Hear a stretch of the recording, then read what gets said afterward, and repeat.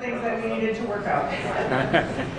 As you probably know from my being introduced earlier, I'm DA2013, and I've served the Central Midwest District for 15 years. And really almost from the beginning of my coming here, I heard stories about Nicole, who was serving as an intern at our countryside church in Palatine, Illinois.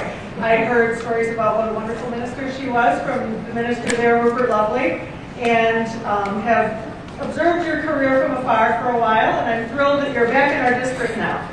Nicole is the Frank and Alice Schulman Unitarian Universalist History professor. Chair of Unitarian Universalist History. She was raised a Unitarian Universalist in Tulsa, Oklahoma, and she's devoted her life to the study of religion and service to others. She has a whole raft of degrees, including a religion major at Westminster College in Fulton, Missouri, an MDiv, Master of Divinity from Vanderbilt Divinity School. She has a Doctor of Ministry degree from Princeton Theological Seminary, and another Doctor from Princeton in American Religious History. She has taught throughout her years of study. She has also been a parish minister serving the East Shore Unitarian Universalist Church in Kirtland, Ohio. It's a suburb of Cleveland, right? Yes. And when she went there, she was 27 years old and one of only 3 ministers under the age of 30 at that point in time serving a UU congregation. They built a new building together, the church grew and flourished, and she also welcomed her son while she was minister there. So Nicole is thrilled to join the faculty at Meadville, and it's a place where she can combine her ministerial and academic experience to the service and future of Unitarian Universalism and scholarship. So with that, I give you Nicole, and welcome.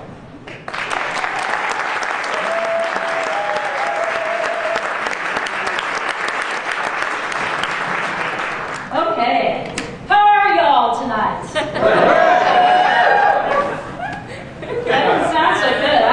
Deathmatch 2 to drive here from Chicago. So let's try that again. How are y'all tonight? Yay!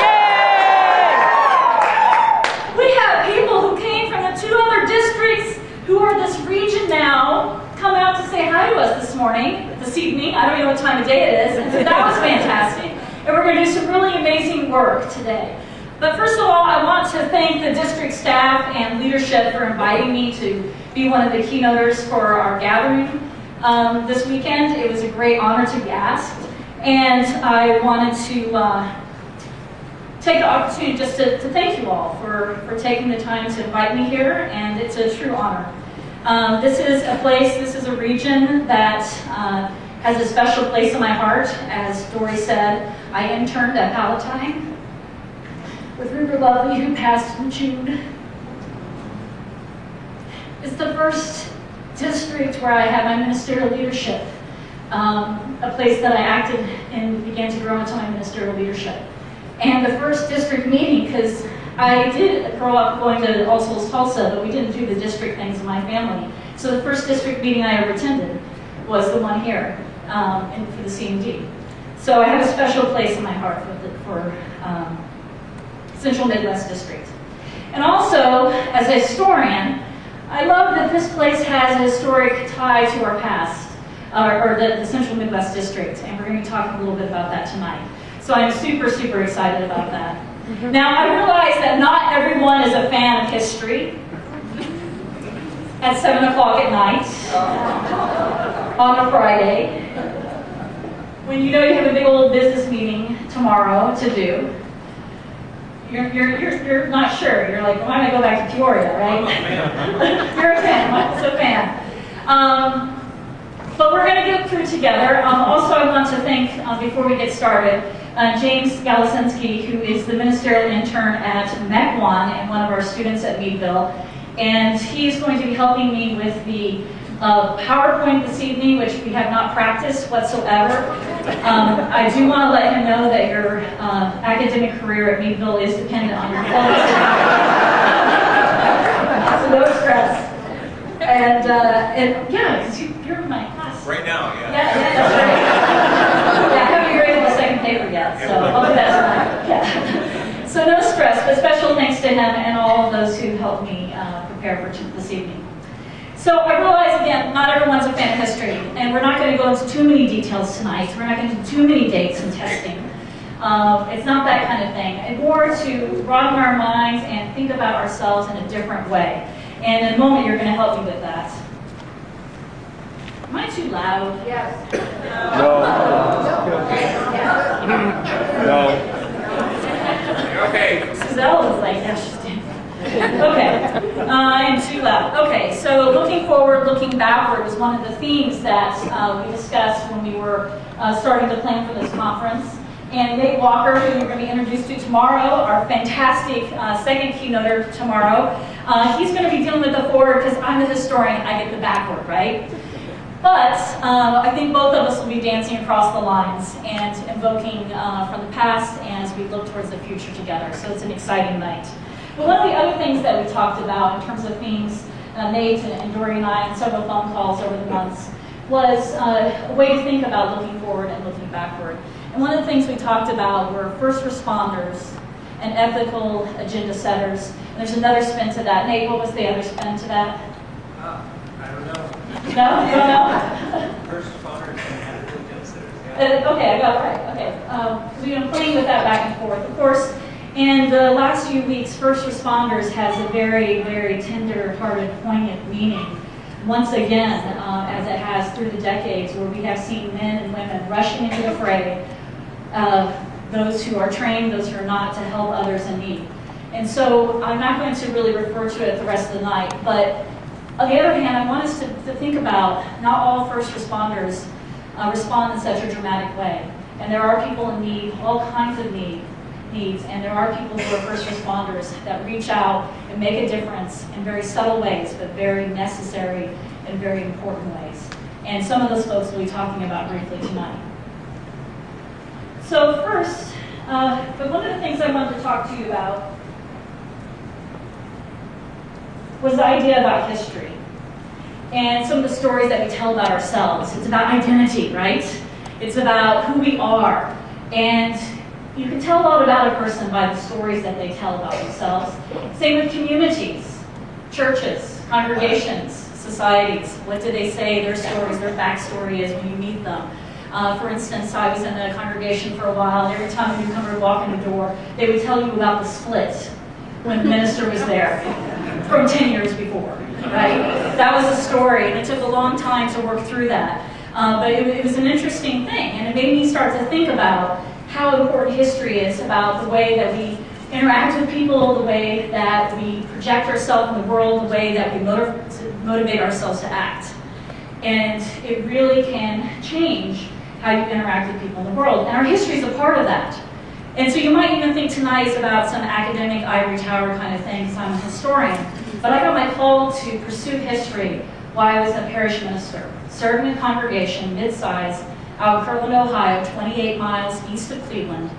And I began to realize over the years of my service there how important history is and how it shapes how we look at the world. So you take a moment at your tables. What are some of the stories we tell about ourselves as Unitarian Universalists in the Midwest? About our district, about our churches. Whether you know our history or not, it's okay to turn to the person next to you and say, I know nothing. That's fine too. That's a part of the story. That's a part of our understanding. So take a few moments to think about what kind of stories we tell about our congregations, about the Central Midwest District, what kind of history, what's our backstory, if there is any. All right, I heard a lot of stories walking around. We have some good memories in this group. Really good memory. And I'm going to invite you to share some of those in just a moment. One of the things that really excited me about the opportunity to join the Bill Lombard Theological School faculty was the opportunity to ask some different questions about our history. Because over the years I've noticed that the way we tell our history is sort of the same. We say the same stories, we've shorthanded them, we have curved them as these nice bite-sized pieces, and they don't change too much. Sometimes they're not right. That's right. My students find that out sometimes. And also, how many stories that we tell that are negative? How many stories that we tell that focus on one particular issue or part of our past? I like to ask questions about the way we told our history in terms of, for instance, the fabulous Earl Morse Wilbur books. When he uses freedom, reason, and tolerance, those are Enlightenment ideals that are applied on a telling of the Reformation story. That's problematic. How else could we tell that story?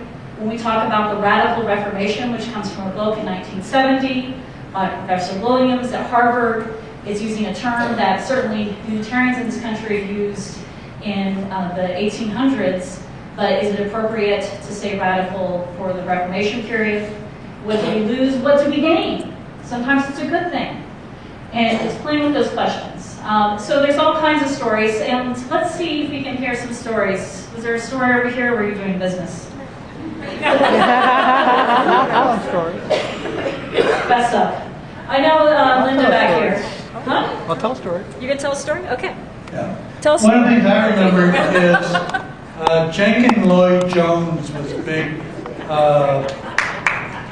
character in this district, and he and some others were instrumental a long time ago in helping our denomination move off of the Christocentric theology to a broader theology of freedom, fellowship, and character versus I forget how it goes, the fatherhood of God, the brotherhood of man, the discipleship of Jesus, or something like that. That's right. How many people talk about Jenkins Lloyd Jones?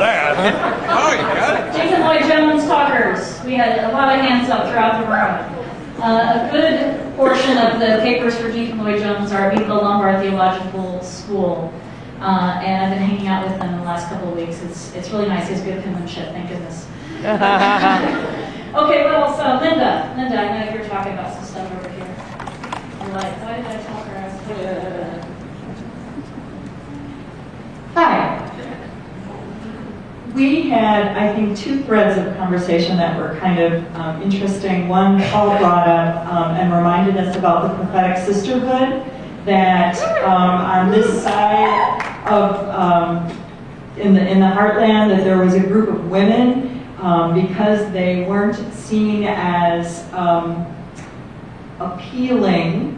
Many women ministers got settled here in the Midwest and were given much more freedom in their settled congregations than they might have had. That there was actually quite a sense of still sexism and difficulty with some of the East Coast ministerium. So that was one thing we discussed. And we also talked about some of the monies.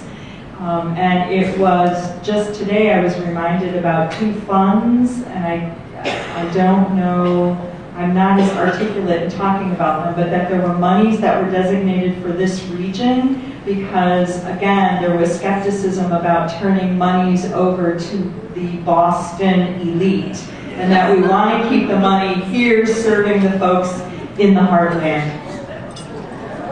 And as Paul, our colleague, the writer Linda mentioned, but also wanting to make sure the money was used for the purposes for the region. And a lot of the money, this happens in other districts as well. Ohio Meadville had a great deal of money from the Ohio Convention of Universalists. Not all the conventions were very strong, but New York and Ohio in particular. And so definitely that's a part of it. A couple of other stories. So Prophetic Sisterhood, the women, and most of them actually grew up in what we are now called the Midwest, but back then it's just a part of the West. And so growing up, preaching to the farm animals, feeling called to ministry very early, Mary Safford and many others, and then starting a church in their hometown because others want a little church, and spreading, Mary Safford in particular, starting 9 churches throughout the region and bringing up other young women because a lot of the young men in the East didn't feel like they had what they took to stay out here, and some would come out and barely last a year. So it was a real problem. In order to fill those pulpits, Jenkins Lloyd Jones worked with these women in quite an amazing way. So it's one of the stories, and actually we're going to talk a little bit about this. This is more Unitarian leaning, and actually my lecture, my talk tonight is going to be that way, in part because of the significance of regionalization and how it's going to work together. A couple of other stories. What do we have back here?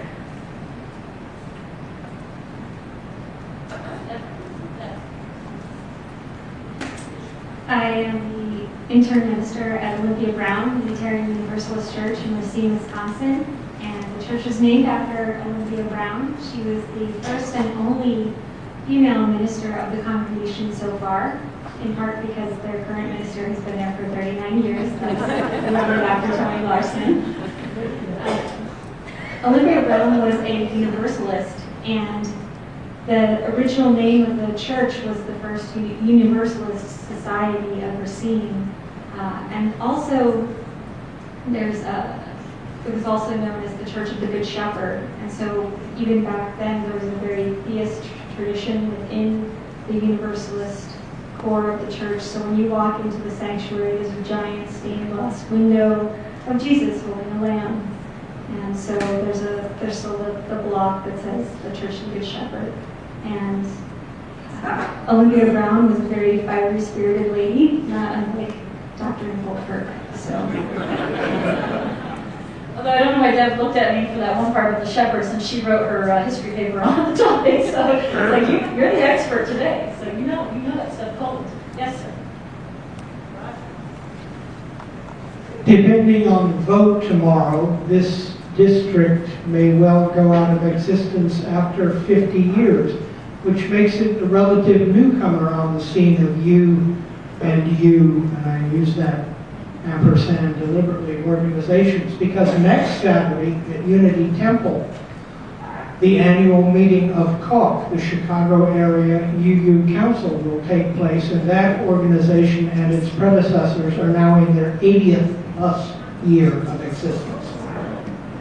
Thank you, Roger. If you look at the old Unitarian, American Unitarian Association yearbooks, they are filled, especially prior to Sam Elliott's presidency, filled with the listing of all these organizations, on and on and on, talking about their meetings, what they do, what their purpose is. All these organizations, and some of them are still meeting to this day. It's kind of amazing, and we don't really talk about that much. Were there some folks who had no idea about any kind of history other than maybe their local congregation? I like these souls who raise their hands. Thank you. Yeah. It's because we're not sharing them with one another. So it's not, it's being able to share that, and so you could hear it and talk about it. But it's very, very important to share these stories, and there's so many more. But one of the things, as I said before, was to think about different ways to tell our history.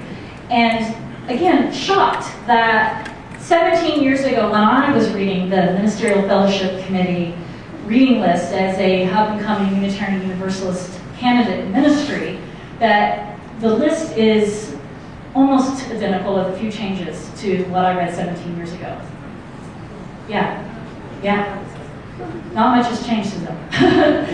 And that scares me. That means we're not having very much new scholarship taken up. That means that we're not thinking about new ways with new historiographical methods, that we're not looking at new sources. Prophetic Sisterhood, which was mentioned, it's a great book if you haven't read it. I'm sure at this time, one time or another, Cynthia Grant Tucker probably came and spoke at this district, I would assume. Fantastic book, made a huge splash when I think it's 1984? I forgot to memorize that. Oh, 1990. 1990, but there's so much more we could do with the story of the women ministers and their interactions out west, and we haven't really done much with it. One of the key ways that we tell Unitarian Universalist history, and it's okay if your church website has this, I'm not saying this in a mean way, some of you may know where I'm going, is the ubiquitous list of famous Unitarian Universalists. Dead white guys? You've seen those perhaps, various versions. These are taken from a few websites, and it goes on and on and on after Isaac Newton. Famous UUs. You can surf the web, you can find a ton of famous Unitarian Universalist lists. They're plentiful.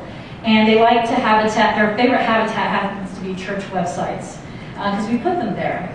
These lists appear in several forms. Some lists lay out a series of names, as you see here, without any qualifications other than These are people who are famous, who have been Unitarian Universalists, etc. Others well, there's actually a dedicated website to this, which is quite fantastic. The sole purpose of celebrating so-called things you use. Others do describe the purpose of why the people are on the list. They'll go often talking about different categories. One congregation says, our deeds speak louder than our words and are more important. You may be better able to understand UUism as a living faith by noting the individuals who have been associated with UUism. The list can be short, like the one on the left. They can be long, like the one on the right. They can have categories with arts and literature, science, politics, like Trivial Pursuit. Whenever I see these lists, though, I worry. I worry that this is the way we cherish our history. And that's it. That we're losing something when we tell the story of ourselves through the names of famous people. I worry that these lists are often wrong. Do we know this? Do we know that they're often wrong?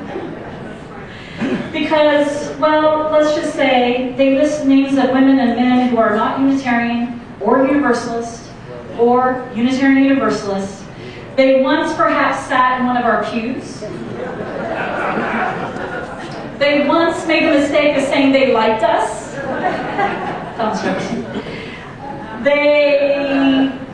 Well, sometimes we assume that their views are so similar to ours that surely if they knew that we existed, that they would be one of us. Pretty presumptuous if you think about it. And I've been thinking a lot about that with my students in conversation. What does it mean that we tell our history through the lists of things you use? And again, what do we lose out? What do we lose from the congregations and the men and women working hard to create these communities that perhaps inspire these people and then, again, in some cases, didn't inspire them at all? What do we lose? What do we gain? So tonight, I want to talk about a part of our history that we don't mention very often. It is told in one of the history books, Freedom Moves West, the only modern book that we have that tells the story of the Western settlement of Unitarian churches. It doesn't cover the Universalists, although it mentions them here and there, by Charles Little, who was professor of church history at Viva Lombard many years ago. And this story, it was funny. I hadn't thought about it in a long time. I realized that I, too, would jump over the story I'm going to tell tonight, and in some way through the words of the Western Unitarians, and that we missed something by jumping over it. Now, one of the stories that I hear a lot among Unitarian Universalist congregations is that we don't like to evangelize, right? Have you told that story to yourself? Oh, I shouldn't ask, that's awkward, or we're not that kind of people, and we don't knock on doors, and we don't hand out pamphlets, and oh my goodness, that would be extremely awkward. We even have a rather awkward joke about it. Perhaps some of you have heard it. It's not very nice to Unitarian Universalists or Jehovah's Witnesses. But what do you get when you cross a Unitarian Universalist with a Jehovah's Witness? Someone who knocks on no particular reason. Someone who knocks on your door for no particular reason. Another punchline is someone who knocks on your door and doesn't know why. Another punchline, someone who knocks on your door and wants to know what you believe. Because they don't have any beliefs themselves. Now, that joke has always bothered me, but until I started thinking about the history of this region and this place, it was more of a kind of the back intuition, like, I know this is wrong, but how can we talk about this differently? And so as I started looking into the Western Unitarian Conference, and tonight we are going to focus on the Western Unitarian Conference, I'm going to bracket the Universalist aside, which also has a very rich history, but for reasons that will be very obvious, why I'm going to stay with the Western Unitarian Conference. That there's a very different story, and it even begins before this so-called organization, the Western Unitarian Conference, which I will tell you a little more about. So tonight, I invite you to reflect with me on a part of our history that is talked about in very limited ways, if at all, and it's about how Unitarian Universalism, and tonight Unitarianism in this region, is a missionary faith. We are a missionary faith. Do you know that? You're not the Baptist gathering next door. You didn't wander in the wrong place. Unitarians and Universalists are missionary faiths, and they have from the very, very beginning. And yet, time and time again, over and over and over, we tell ourselves a different kind of story. And it pushes aside, it covers, it buries, and it allows us to go hiding when the whole generations before us in this region lived a very different way and made a lot of sacrifices that allowed a lot of us to be here and representing the communities that we come from. And there have been waves of missionary movements. So whether your church is from the original Western Unitarian Conference founded in 1852 or was founded in the 1950s, yeah, the humanist movement, it's a missionary movement. The Humanist Fellowship movement was a missionary movement. We don't think about it often that way, but that's exactly what it was. So tonight I want us to embrace that a little bit, to think about the missionary impulse, and in particularly the missionary impulse of Unitarians in the Midwest, and how we are indeed a missionary faith.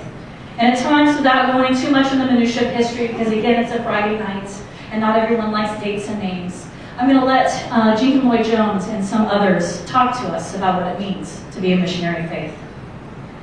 Now, how did it begin? Some of our earliest congregations were founded by this missionary zeal. Nate Walker knows this personally, or at the Keynote. He serves one of those congregations out in Philadelphia. 1796, Joseph Priestley was preaching in the area, and there were 20 leaders in Philadelphia who heard him, who inspired him, were already having liberal leanings, and they decided to form a church. And Joseph Priestley helped guide them on that. Let's see if he's there. No! This is what a famous UU list looks like. Folks at the end, I forgot about this, guys. Kind of rushes by. Doesn't really stick. Okay. History Facebook style. Quote from a dead person that includes terms that are now loaded, but which may have had very different reference when the words were first spoken. That's kind of what a famous UU list is like to me. No context, right? Okay, there you are, Joseph. Sorry you got buried with everybody. It's okay, they're friendly. So Joseph Priestley, coming to the colonies, preaching here and there, inspiring people, whether at the time that he was there and also years after, to form congregations. And as I said, Nate Walker serves this congregation in Philadelphia, one of our most historic congregations. In fact, I mean, it's continuous. From 1796, you never closed your doors. You just kept going, and you keep going, right? And that's a part of your heritage. Founded through missionary zeal of leaders who heard a message that felt like something important that could change their lives, and they acted on it. Joseph Priestley was a Unitarian minister, he was a scientist, and he spoke widely and freely about his beliefs. And he knew it was risky. That's part of why he came to the colonies after a mob attacked his laboratory and burned many of his papers in his home down. So the early story of Unitarianism in New England, though, doesn't sound very missionary at all. Whether you know the story very much or not, I'll just tell you a little bit about it. That early story of Unitarianism in New England, American Unitarianism emerged most forcefully when Congregationalist ministers across New England began applying Enlightenment principles to their religious faith. This is a very simplified version. They read the Bible with a new sensibility and the sensibility of reason. And as they read the Bible with reason, it began to change their faith. The change happened gradually. It was almost a slow boil. It took years and years and years. Folks just quietly became more liberal. Ministers quietly just started preaching this more liberal message. Congregants were like, yeah, that sounds good. And things moved along that way for quite a while until what is known as the Unitarian controversy broke out in 1805. When, is he there? Yes, Henry Ware Sr., he was hiding there too, was elected the Halls Professor of Divinity at Harvard College. And the problem with him, and he looks like a nice fellow, right? He's probably a good professor, except the fact that he's a liberal. And this made the balance of the faculty. He replaced Dr. Tappan, who was a Calvinist Trinitarian. And so all of a sudden you put this, some people are calling them Unitarians. They have this different idea of the Trinity that's not a Trinity at all. And it offset the balance of power. And this began to push people's buttons, and many started to speak out. And in fact, a rival institution was founded because there was such a fear of this liberalism haunting the halls of Harvard. Some of you, do you know the name of that institution, founded, I think, 1807? Andover Newton, yeah. Jedediah Morse, a Congregationalist minister, a conservative, decided, you know what, this Harvard place is a nest, a hive of liberalism, and we shouldn't send anyone that we want to be trained properly there. So we're going to found a rival institution, and did so, Andover Newton. So again, you're not hearing much missionary work going on. By 1807, liberals were in full control of Harvard, holding the majority of faculty positions, including that of president. Scholar Gary Dorian's far-reaching series, The Making of American Liberal Theology, defines liberal Christian theology as born within American Unitarianism in the early decades of the 19th century. I almost agree with him. I think liberalism also appeared outside of American Unitarianism, by the way, but certainly had a strong uplift. And he defines liberal theology as a mediating Christian movement in its beginning roots, reformist in nature and not based on external authority.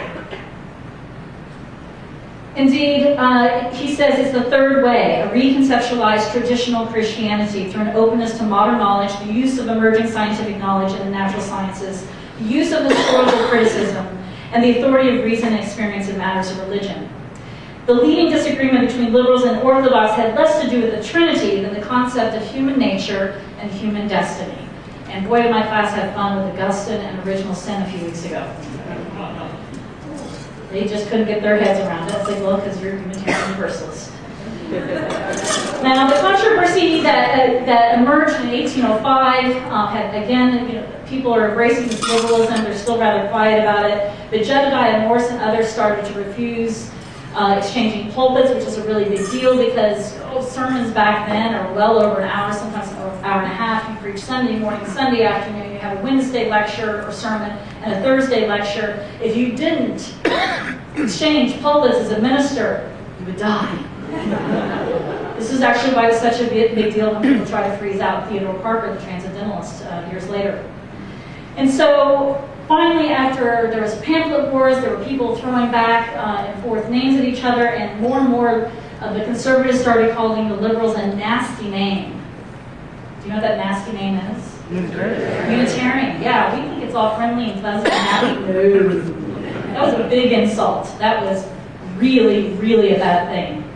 And so finally, William Ellery Channing, who was considered by many this graceful leader of these liberals, decided to take things under his own command and do something about it. And in fact, I was reading a little book talking about the Pentecost of American Unitarianism by Charles Little. It's online in Google Book now, talking about that moment when Channing and others met before the ordination of Jared Sparks in a new founded liberal church in Baltimore, and he wondered if they talked about what Channing might say.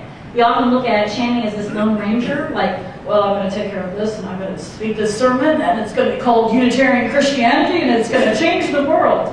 But there's evidence that perhaps of these earlier conversations, and there's this interaction with the other ministers who are liberals, and they perhaps made a plan. Don't know for sure, but it seems like that's a high possibility. So 1819, May of 1819, it's the ordination of Jared Sparks down in Baltimore. Where's William Ellery Channing? Boston, Federal Street Church. Now, how close is Boston to Baltimore? Back then, It's really, really far, right? When I was working with my students back in January, we discussed this. Did he purposely decide to do this while he was that far out of town? What was the deal? Perhaps that's an idea, but we do know that they had already planned to publish the sermon before it was even preached, and it was published as a pamphlet within hours of being preached. So there was a plan afoot that this was going to embrace the word Unitarian and hold it as a banner for this new form of liberalism when Channing preached this sermon in 1819 called Unitarian Christianity. But here's the deal. So Baltimore and Boston are really far away. And so what would you do if you had a long trip like that?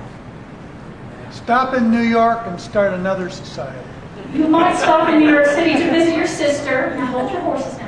You might stop in New York City to visit your sister, and she might invite some people over to the house, and the room is pretty filled, And you're talking to about 40 or so people, and you talk to them about this new liberalism, and then you make on your way down to Baltimore. By the time you're starting to commute back up via New York City, everyone's talking about your sermon because it's been printed and it's already flowing up the East Coast. People are reading it. Some people argue it's one of the most read sermons of the time in that period. And so people are reading it. And so when Channing stops in New York City again to visit his sister and stay the night, they have to rent a hall for hundreds, 3 services. And eventually it came out of that Church of the Messiah we now know as All Souls, New York City. Missionary effort, right there. So again, we think of these already established churches, Congregationalist churches throughout New England. When many talk about the standing order of churches, they were supported by taxes in the community. They also served as the community, a village's meeting house. All that may be the case. And so we think, oh, they didn't really do much missionary work because their churches just switched allegiances. And in fact, that's something I like to think about in terms of the Universalists, how much harder it was for them. They didn't inherit close to 200 churches on village greens across New England, that they had to start each and every one of them and work very hard. So it's a very different history in that way. So Channing started this new church by speaking with passion, gathering with all these folks, getting passionate about Unitarianism and starting the church. But he wasn't the only one. So the early days of Unitarianism was heady. Ardent supporters of the liberal theological perspective, they were excited. So they may have had churches that were congregational and became liberal, but that doesn't mean they didn't have a missionary zeal. It doesn't mean that they were really excited and that they wanted to spread the message. In fact, you know what they wanted to do to solve that problem? They wanted to organize. Another story we tell about ourselves is that we didn't want to organize, that we're really allergic to organization. You heard that right? You all probably have. And that there's this nervousness about it. And certainly in some of Chang's writings, there are pieces and bits where he's a little afraid of going too far, but he soon embraces it as well. And in May of 1820, Channing invited liberal ministers to meet at his church in order to develop some type of organization to bind themselves together for mutual support. And at that meeting, a press was founded, and they discussed the future of Unitarianism. And many of the younger ministers started talking among themselves and saying that they wanted to do more and that wasn't enough. And so the talk went on for about 5 years. And during that time, there was letters written from other parts of Massachusetts, in particular Northampton, Massachusetts, in February of 1825, gathering a new liberal church and wanting to get some advice from the liberals back in Boston and asking for preachers, because Northampton, Massachusetts has had some famous residents in the past. Sinners in the Hands of an Angry God was a sermon preached by Jonathan Edwards. Now, 100 years before, yes, or not 100 years before, because he was born 100 years before, but he was this passionate preacher, and that Calvinism and that conservative way is still very much a part of Western Massachusetts, and especially a part of that town. And so the fact that these men and women gathered together and wanted to start a church and reach out to Boston, it was quite amazing, and they wanted some help. And so they wrote to these Unitarians in Boston, who by May of 1825 decided that they too should have an organization to help churches like this. And so in May of 1825, the American Unitarian Association was born. And the constitution for the new body was adopted with the purpose to diffuse the knowledge and promote the interests of pure Christianity. Pure Christianity, yeah. Things have changed. And thus the separation of the Orthodox and the liberals was institutionalized. And that they felt it was really important, again, to diffuse the knowledge and promote the interests of pure Christianity. What kind of language is that? Missionary. What? Missionary. Come on, people. Missionary. Missionary. Yes. What? Missionary word. Spread the word. Yes, it's missionary language. And how they plan on doing that, they decided to develop tracts and a pamphlet commission. They decided to hire missionaries. And by the 1850s, with their minds in many places, they also sent missionaries to India and other places. Not always so successful. We will not talk about Charles Dahl tonight. He's an interesting character. But there were others already having their eye to the new villages and the new areas set up in the West. Well, you showed up early. I showed up in the West and wanting to preach the liberal way and also answer the call for those who were looking to form churches. One was a gentleman named John Carrapoint, which I don't have a slide for. He did a lot of preaching in Kentucky and in the South and in the West. Went over to St. Louis. People would hear him. People were influenced by him. They wanted to found churches, and sometimes it would be many years before they would actually come to fruition. Another was James Freeman Clark, who went out to Louisville, Kentucky. Where's our Kentucky person? Yes! You're like, where's my statement on this? Yes, Kentucky! And by the way, he did very poorly in the beginning. Yeah. Do you know that story? Yeah. He was so bad they told him how bad he was, and they decided to give him another chance. And they did, and he did improve. Dear James Freeman Clark had a friend named William Greenleaf Eliot. He was a young man who was very anxious to perhaps pursue ministry out in what they then called the West, which is right here, and everything to the Pacific Ocean. So in October 12th of 1833, Eliot wrote to Clark, to James Freeman Clark in Louisville. He said, "I wish you would in your next letter tell me something of what the prospect in the West is for us young Unitarian preachers. Is it on the whole a good field for useful labor? It's not a question of curiosity," he says. "I hear that at St. Louis. There's a parish that is getting together. Is it true? And what about it?"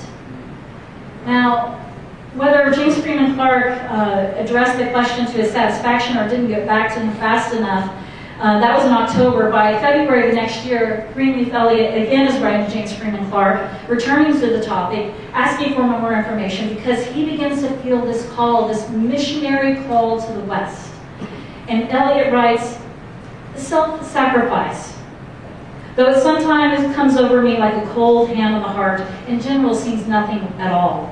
My spirit and all that is with it revolts from the self-seeking ministry of the gospel. There are other places besides St. Louis, and I wish you to get me information as a real prospect there. Are they desirous to form a parish? Let them know in some way that a youngster is ready to come there to live, to spend his life among them, and if they will provide food and lodging. For if I will come to remain, and I will lay my ashes in the valley of the Mississippi." That's exactly what he did. He founded 2 Unitarian churches, one in Greenleaf Eliot, at least in the St. Louis area, and in working with Alton and Quincy and communities up and down the river, preaching, providing preachers, calling for ministers to come from the east to supply these pulpits. Is a really amazing tale. He also, one of his parishioners founded in honor of him, Eliot Seminary, which he was very instrumental in running, that later became Washington University. And if you look at a lot of the histories of some of the schools in the West, you'll find out that they often have Unitarian and Universalist movers and shakers, because one of the most pressing issues in the West was education. So the Western Unitarian Conference. Gene, we're going to have to go from you and see what's behind there. There we go. So there were state conferences back in the day, in the 1830s, 1840s, 1850s. Some were successful, some were not. Not every group had a state one. Not everything on the map was a state. And so the Western Unitarian Conference was founded in 1852 by a group of ministers who felt that they should make more connections. And the purpose of it was a missionary purpose. In fact, it was seen as the missionary arm of the West for the American Unitarian Association. And so they gathered in Cincinnati, Ohio, and they have reports from many of the places you see here, and I'm going to share some of those reports in a moment. But one of the interesting things that I've been thinking about a lot in the last few weeks, and actually the last few months, as we talked about regionalization, is that there's some startling similarities to what we're going to be talking about tomorrow. First of all, the green is the original Western Unitarian Conference, thereabout. Pennsylvania is red because literally there's a quote when they send in a report to the conference and say, Pennsylvania is neither north nor south nor east or west. It's its own thing. Who knew? New York only had one outpost. It was Buffalo, although sometimes Rochester would show up at meetings. Tennessee played for a while. They often talked longingly about New Orleans, but it was just too far. California, they would have writings from ministers, San Diego, San Francisco, asking for connection. They were really lonely. Eventually there was visitation back and forth, but again, it was very far. Colorado, you have some talk, and as the years go by, congregations being founded in Wyoming, definitely North Dakota, South Dakota, Nebraska, and Kansas. But at the founding of the Western Unitarian Conference in 1852, there's only one congregation in Kansas, and it's Leavenworth. Interesting, I thought. Oregon is purple, just like Tennessee, again, because they always, Tennessee, I think, sent some emissaries once or twice. Oregon never did. Eliot's son, William Greenleaf Eliot, son of St. Louis, his son, Thomas Lamb Eliot, went off to Portland and built a church you might have heard of that Bill Sinkford serves to this during this period in time. And so, it was a fabulous missionary family. So they gathered together, the Western Unitarian Conference in 1852 in Cincinnati, Ohio, with a group of ministers and lay leaders, and they met to form this Western Unitarian Conference with this huge geography. One of the leaders of the conference described it as illy defined territory. Sometimes the despair, sometimes the terror, and always the hope of the American Unitarian Association, right? And in that first meeting, and I'm not going to name all of them, but we had Meadville, Pennsylvania, we had Louisville, Kentucky, we had Buffalo, New York, we had St. Louis, Missouri, we had Chicago, we had Quincy, Geneva, Detroit, Michigan showed up. Interesting. Pittsburgh, well, they sent a letter. And a lot of others did that as well. And this fabulous development is that what happened over the next, 50 years or so, was a great expansion of churches in this area. There was doldrums, definitely, there was ebb and flow, but there was certainly growth. And again, thinking about the missionary zeal of these people wanting to do something different and taking it on their own. Now, the story that is almost always told about the Western Unitarian Conference, and in fact is in the book Freedom Moves West, and takes over more than half of the book, is about a little thing called the issue in the West, which was a theological debate between the American Unitarian Association and the Western Unitarian Conference about whether you should, well, and also the National Conference, founded in 1865, whether you should have the word Christian in the title of what it meant to be a part of that group. And the Western Unitarian Conference didn't want that for a lot of various reasons. And I'm not going to talk about that tonight, because that's the problem. We always tell that story. The story I want you to leave with tonight, and we're not going to go much longer because I can see that you're all flagging, and it's okay. The story I want to tell you tonight, and to remind you, is that it's the story of more than one person. It's a story of a lot more than famous Unitarian Universalists. It's a story of first responders, women and men, throughout this huge green area who are founding congregations, reviving congregations, reaching out to one another. For those who are not in a congregation, there was a pamphlet mission that was begun in 1878 by a group of ministers, Jean Lloyd-Jones being one of them. They later changed the name to Unity Magazine. And, oh, Jean's on the board. There you go. And this magazine is very much similar if you think about what the Church of the Larger Fellowship does nowadays. It was, yeah, it's a Church of the Larger Fellowship person, right? Is that right? Both small fellowship, and I do the Church of Larger Fellowship. So small fellowship and CLF, and that is that like a lifeline to you and folks, the CLF stuff? Yeah, so when I get frustrated with my small fellowship, I go, cue her out. So Unity worked, the Unity magazine or periodical worked in the same way back then. It was filled with Sunday school lessons from time to time. There were sermons, there were lectures, there was advertisements, and there was reports from churches all across the region, keeping people connected. and letting people knowing what they were doing and how things were changing and growing. One of the most important people in the Western Unitarian Conference, but there were many, of course, was Jenkins Lloyd-Jones, or Jink as he was known.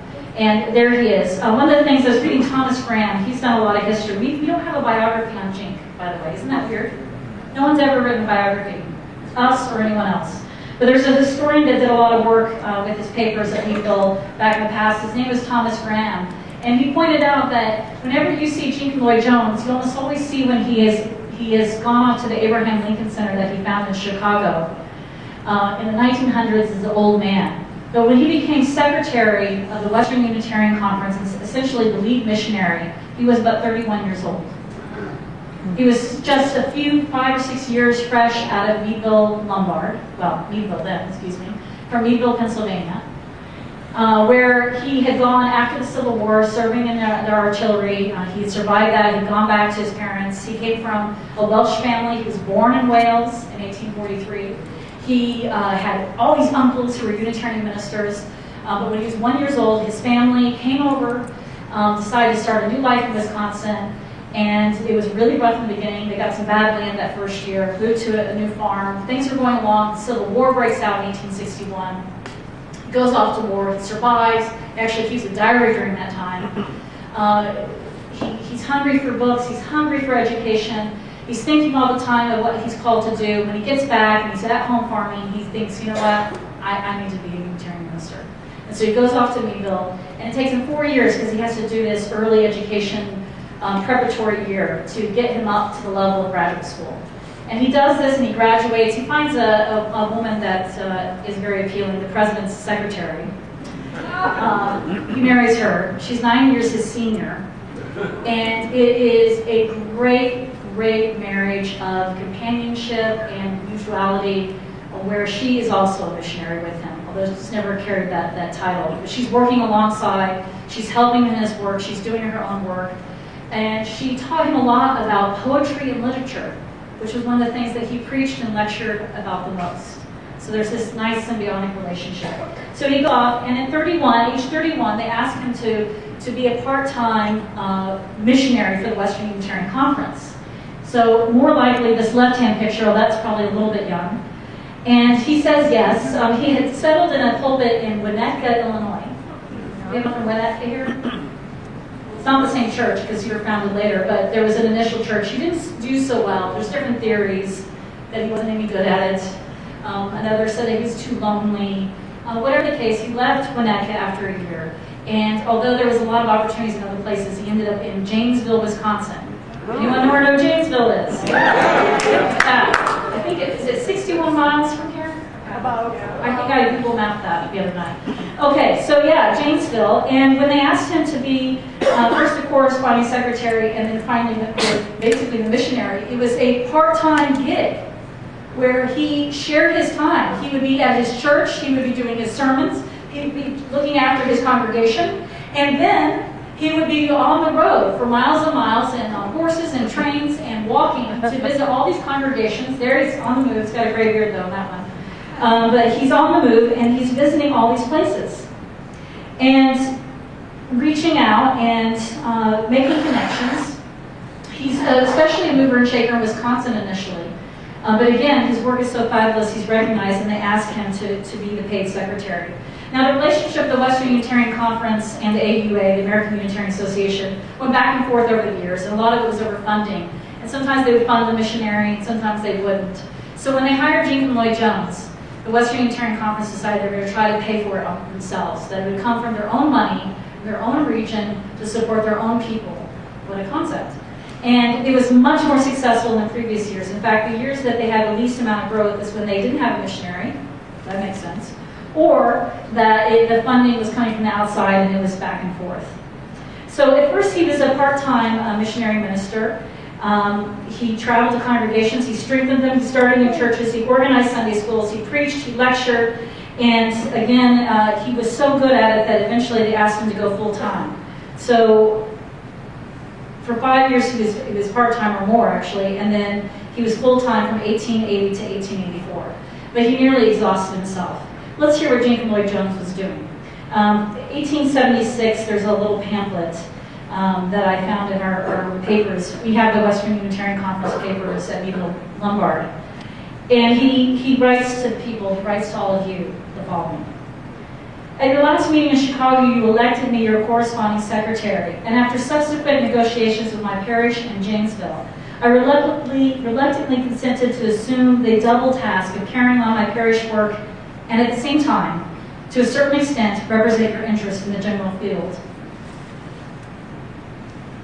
Absent from the pulpit 13 Sundays. How many of us could get away with that nowadays? I've been absent, so thank God for Janesville. I have been absent from my parish at Janesville more or less each week, speaking on the average between 2 or 3 nights a week. And I have always undertaken to bring the interest in liberal thought and practical religion everywhere I go. Since the 1st of June, when my time on visits, sometimes he talks about only having male audiences and people spitting and inviting him to speak, and it's basically in a saloon or nearly a brothel. My audiences have ranged from 8 to 400. Collections have run from $1 to $32. So don't underestimate how hard the missionary life is. He goes on to say, the truth is not the thing of numbers. We as this company are often reminded in which statement we find frequent consolation. The Holy Spirit does not reveal itself to the census man, Jenkins Lloyd-Jones said. So the statistics of our Western work is not an adequate representation of its worth, either present or prospective, but a few facts gleaned out of our yearly experience may serve as suggestive hints to the thoughtful. And then in his report, he goes through each region and each state conference, reporting what's going on. I'm not going to read all of them to you. I'm going to do a few highlights. He starts off with the Pacific Slope, aka California, and Oregon. The real West, I have but little knowledge, he said. Distance does not attenuate even the bonds of brotherhood. We are too far apart to hear, to feel the heartbeats of our 4 Western brothers and their charges. He turns to Utah and talks about the stirrings of a church near Salt Lake. He turns to Colorado and says, some missionary work has been done by a Reverend Miss Mary Graves. Our Denver Society, so long threatened with the sheriff's hammers, has just received a splendid lift, and the church building is reported saved through the labors of the most efficient Unitarian missionary. Well, who does not call himself a Unitarian? A gentleman named Dudley of Milwaukee. There's all these characters appearing. And on he goes through, talking about men and, remarkably, women. Like in Nebraska, he says, Nebraska is the most interesting missionary ground for us. The bravest missionary ventures in the annals of Unitarianism in the North Platte Mission. Started by a lone woman 6 years ago, when it was the rudest frontier village, marinated ever since through the unflagging energy of that same woman, Mrs. C.J. Cogswell, whose word and work may well fire the enthusiasm of the professional preacher. A year ago, 3 societies were reported in that state, but now Brother Copeland is there, and here with others heads a list of 10 organized societies in Nebraska. I do not forget that this man is spreading himself pretty thin. Kansas, we only have Leavenworth, as I mentioned. Minnesota, he talks about scarcely yet touched by the plowshare of the liberal preacher. Our solitary outpost in Minnesota is Unity Church of St. Paul. And it sends a brave word of audience to us during the last year. But that was it. It was just unity. You'd think there'd be more. There's 2 more. 5 societies sent reports to state conferences, and it goes on and on. In Ohio, he mentions the Church of the Unity at Cleveland. It's reported closed for our recuperation. I'm going to call Daniel Buzz, the minister of First Unitarian Church in Shaker Heights, and tell him that. But in fact, later was revived by Florence Buck, a woman Unitarian minister, graduate of Meadville. By the way, Meadville had almost did a great deal of the education of the Prophetic Sisterhood, the women ministers in the West, because they would take women and Harvard did not. So that was one of the things. He reports on Meadville. Meadville was founded in 1844 as a missionary school. It's the idea that we train ministers for the West in the West and perhaps get people from the West so they're willing to stay in the West. What a concept. And so it goes on and on. And what I found as I looked through the papers, let's see what else we have here. Oh, in America. Look, it's just like the Western Unitarian Conference. Let's see how close. We're going back to our roots, folks, and our roots are missionary. And it's a real power. We can't rewind, we don't want to go back, but what we stand on going forward in this regionalization, as I've been thinking about it, because at first I was a little resistant, and then I started thinking about this exciting history. And it's extremely powerful when you lay the maps like that. Oh, sorry, 19-0, typo. So, as you go through the years, Jink and Florence Buck and Mary Safford and Eleanor Gordon and all these women and men working throughout the West, working together, writing to one another, showing up at district meetings, the conference meetings, doing good work together to do something that they felt was important, which was spread religious liberalism throughout this area and to live out their values in that way. And sometimes it was about abolitionism, sometimes it was about education, which was a really pressing concern. There was mistakes, there was ways that they didn't step up to the plate. But we stand on their shoulders. And the same for the Universalists in very powerful ways. But again, I just couldn't resist the Western Unitarian Conference map basically coming up into mid-America. So, again, the takeaway tonight is why don't we tell that story about ourselves? That throughout our history, just on one side, the side that seems least likely to be missionary, because a lot of people kind of already have that idea about Universalism, that, oh yeah, there's that Quillen Shin guy, he started a lot of churches in the South. Well, Unitarians did it, and they did it from the beginning, and it was a grave concern of theirs, and they kept on trying to organize to do it better. And they did it because they felt it was important, and that's a part of our past. So, I think I'll leave us with the words of Jenkins Lloyd-Jones. And I think that the district leadership will appreciate this, if I can find it. Jink, when he decided to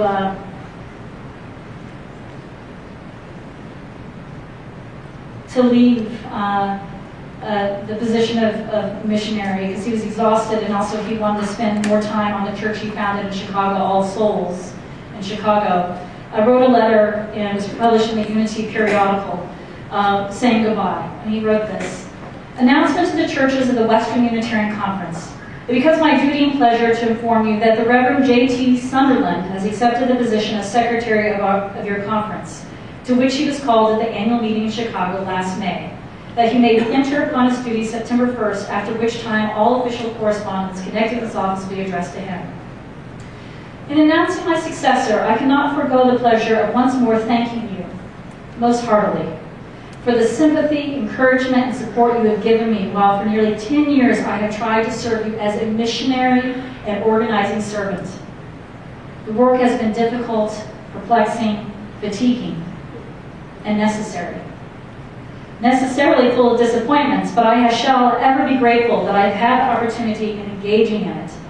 The remainder of my life will be filled with many tender reminiscences, and by the way, he went on to do a ton of other stuff. But he says it'll be filled with many tender reminiscences and memories and precious inspirations gathered there. And May 1st, I beg of you to give my successor all your cooperation you have given me and much more. The most decisive encouragement that lies in your power to give you this work is to pay promptly.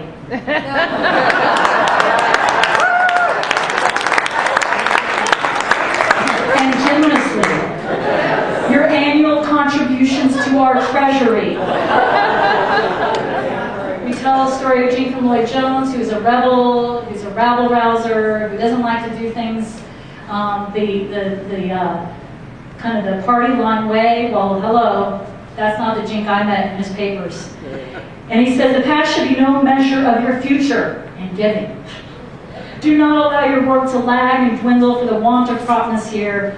And then he gives the address of the treasurer, so you can send your money to him.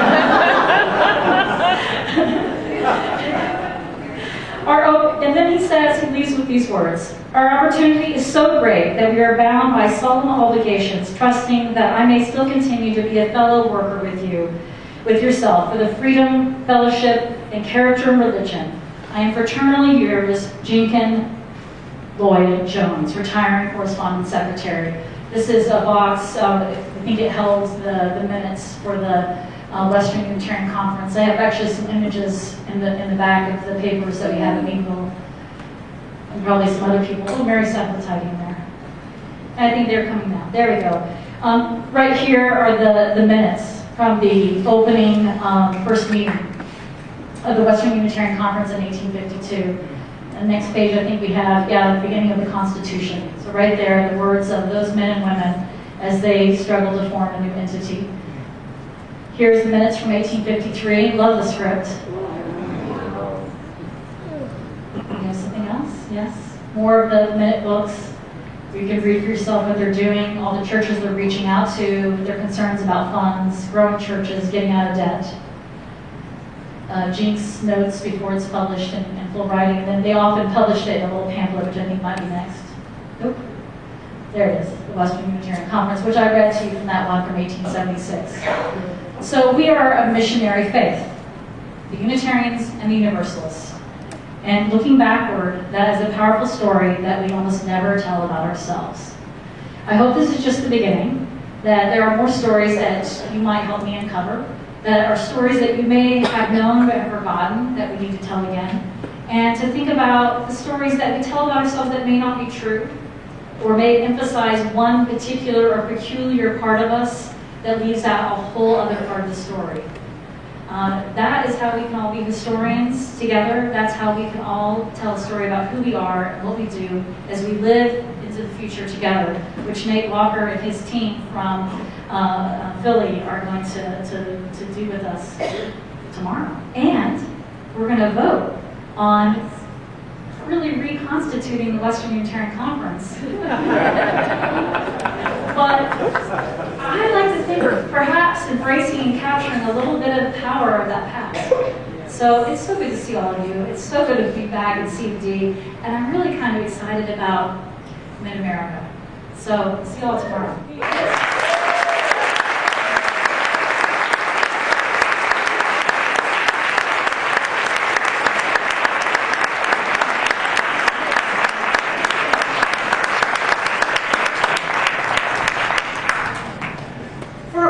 Questions for a few moments, and there are some folks who have questions. I see a couple hands shooting up. Ashley, can you project, stand up? I will try.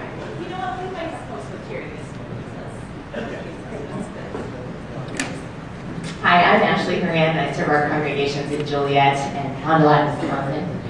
Hi, Nicole. I'm thinking about both how excited I am to talk about evangelism and missionary work, and also how shadowy that past is in terms of conquest and domination. And I'm wondering if I'm on the quest to learn more about this, about, in particular, our so-called Indian missions, particularly in northern Minnesota and the Vaughn Mission School out in Montana. Can you speak at all to that? This one's on. No, that is a part of the story that I didn't talk about, and also we had it even earlier with John Elliott and Natick, the Natick School. Actually, it's a part of our history that there's very little written about, so I know about as much as you have heard the names. You may know more because you've looked into it. That's the heady thing about being named the Shulman Chair of Unitarian Universalist History, is that everyone assumes that it's all over my head, and not yet. I've just been there barely a year, and so gathering things up. So I've heard of those, and absolutely there's the shadow side of conquest. But certainly the Western Unitarian Conference is after a lot of that. Then there's also our missions to Japan, there's our missions to India, which are varying levels of success, but also more of a partnership thing. So it's a part of the story that should also be uncovered and revealed. So I'm not always about just the positive, but I do find that we tell a disproportionate amount of stories that are negative, a lot theological and about debates, that we miss all kinds of stories that are both positive and negative in terms of the Indian missions. So yeah, thank you for bringing that up, absolutely. Yeah, I'm from Oklahoma. That's a huge part of our history, the former Indian territory and the endpoint for the genocide of the Cherokee for the Trail of Tears. Very much a part of our history.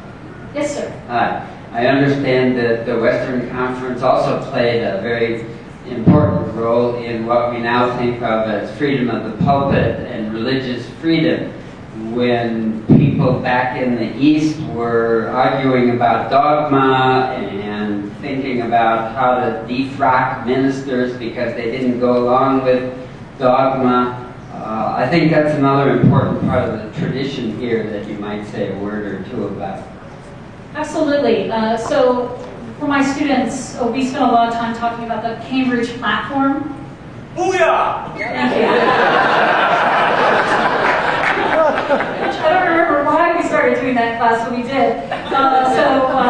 Let's see, 1648, Cambridge platform is one of the major documents that informs our way of the way that we organize ourselves. Congregational polity. Polity means the way that we relate to one another. If you've never read it, I always recommend it. It's for free on the web as a PDF on the UUA website, Congregational Polity. The book's named Congregational Polity by Conrad Rice. So the takeaway is when we talk about preserving congregational polity, and there's a certain way that we do things and that we have to follow that. And I'm certainly someone who's been a big part of preserving our traditions and caring very much that we follow in that vein of our original trajectory. I was a part of the Free Church movement back in the day. But there's some issues that we forget that there's developments in the tradition that happened later. And a lot of it came in the West, and it came out of the transcendentalist, so-called radical side that informs the way that we do things. And it's this emphasis of freedom of the pulpit, it's the emphasis back on the autonomy of the individual congregations. But some people talk about the pendulum swinging, that we don't talk with ourselves, with our congregations enough, which is in the Cambridge platform, that there's a whole list talking about support and succor and calling one to order among the congregations. So there's this relational part that is lost. So absolutely, there's this understanding of who we are today that definitely comes more out of the Western Unitarian Conference than the Cambridge platform out of the parts of history. Yes, sir. I'd like to quickly share a missionary story that comes from William G. Elliott, whom you mentioned as being so important to this district. I have the privilege of serving the First Unitarian Society in Milwaukee.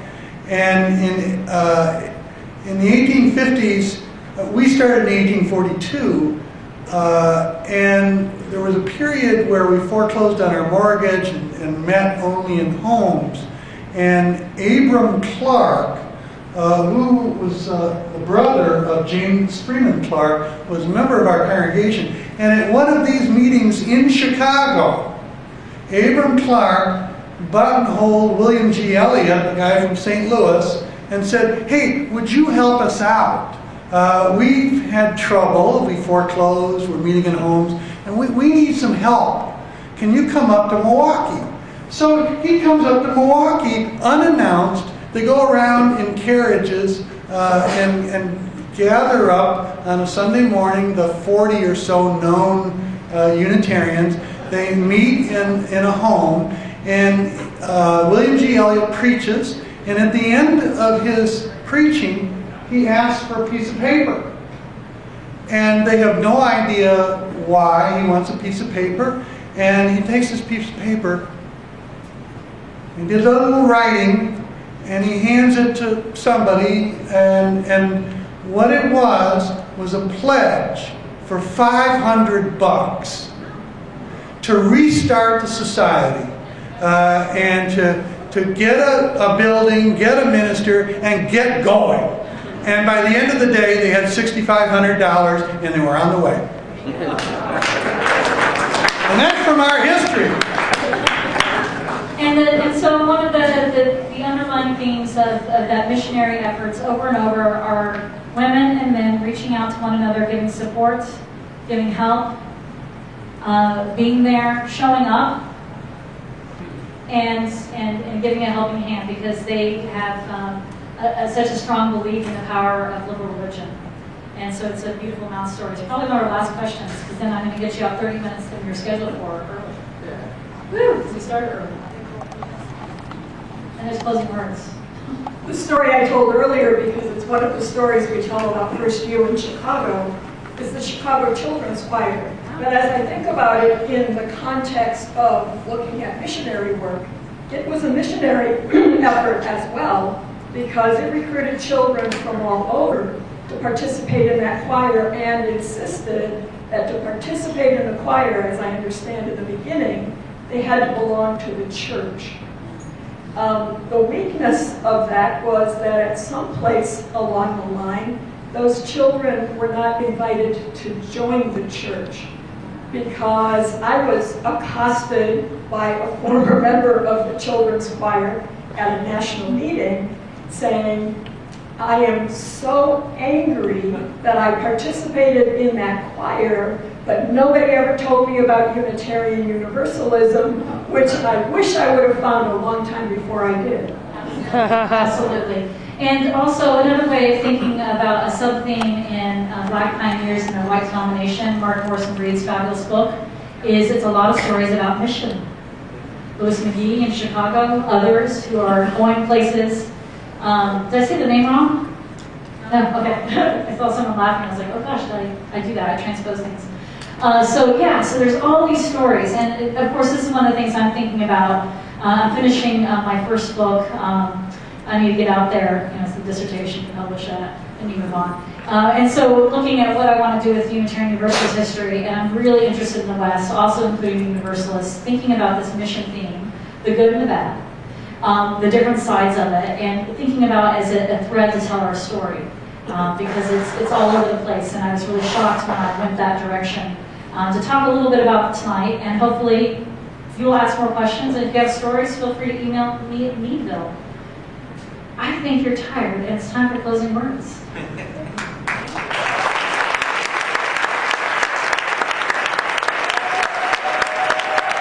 Thank you, Dr. Kirk.